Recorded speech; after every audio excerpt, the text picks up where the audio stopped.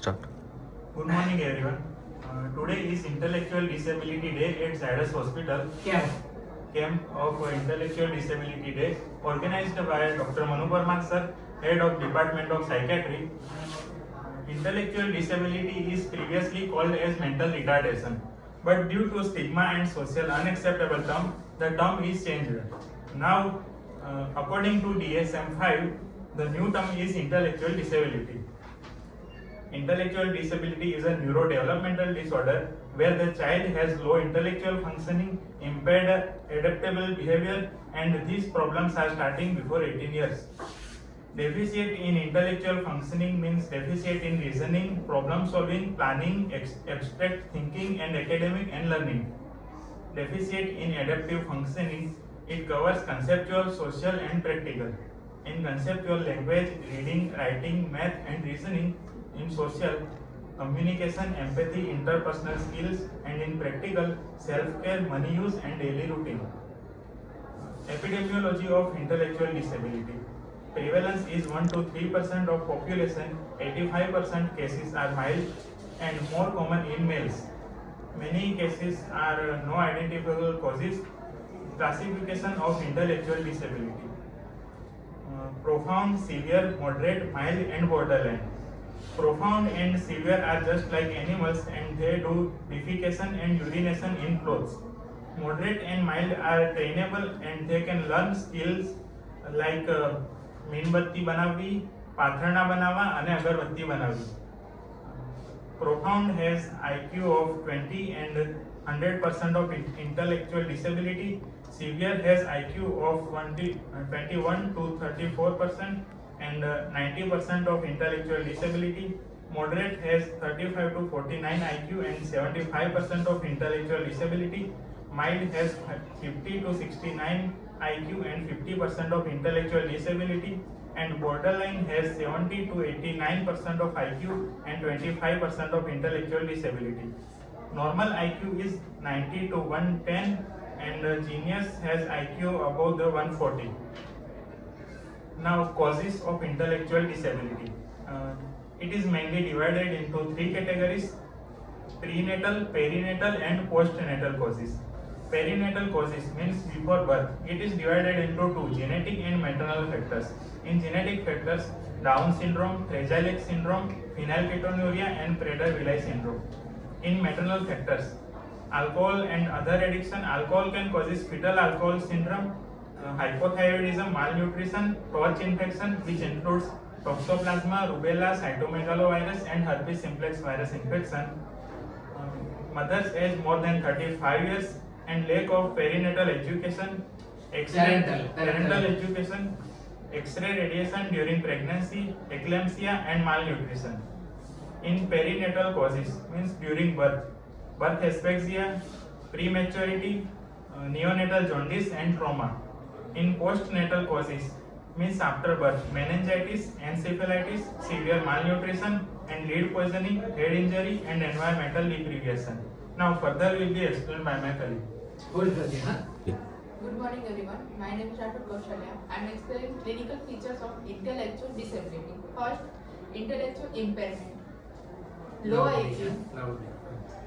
IQ, poor abstract thinking, difficulty in problem solving, slow learning ability, poor attention and concentration, memory deficient. Second, developmental delay in milestone, sitting, walking, and speech, poor language development, and late toilet training.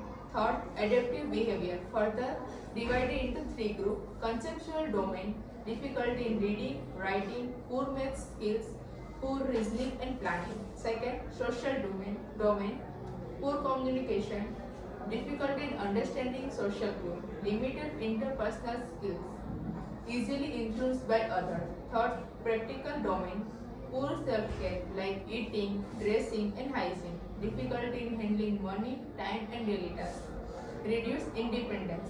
Fourth, behavioral features, hyperactivity, aggression, self-injurious behavior, and impulsivity.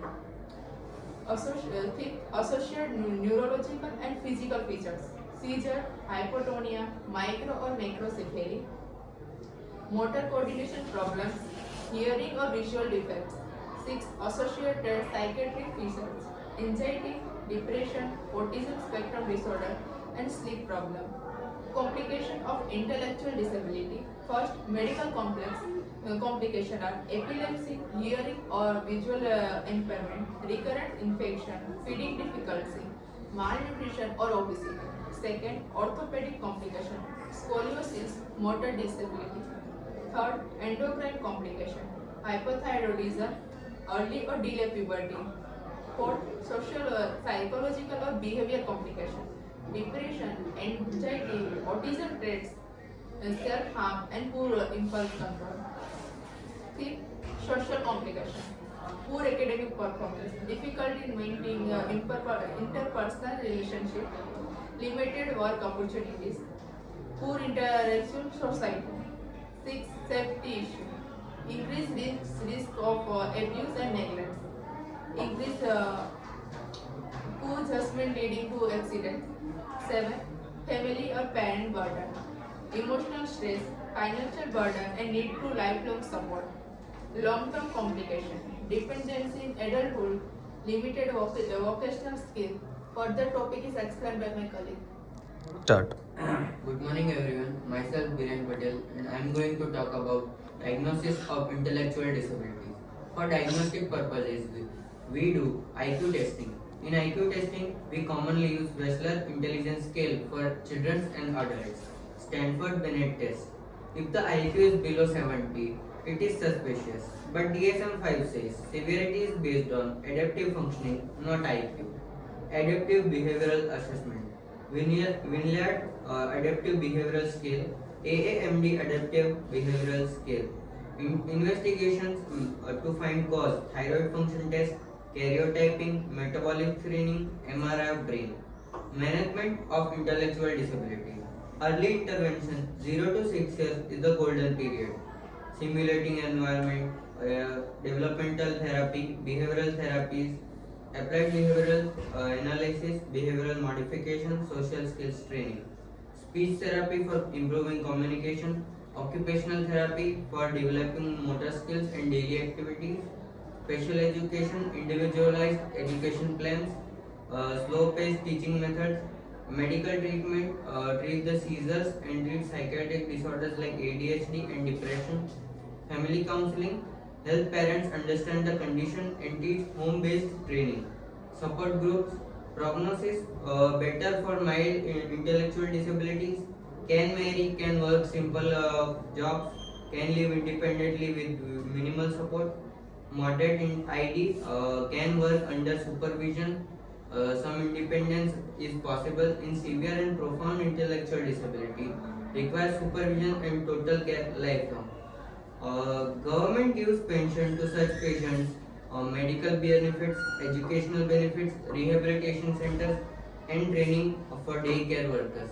Now I thank Dr. Manu Parmar sir for giving us an opportunity to attend such medical camps to improve our clinical skills. Thank you, sir. Thank you, Virat, and thank you, Doctor.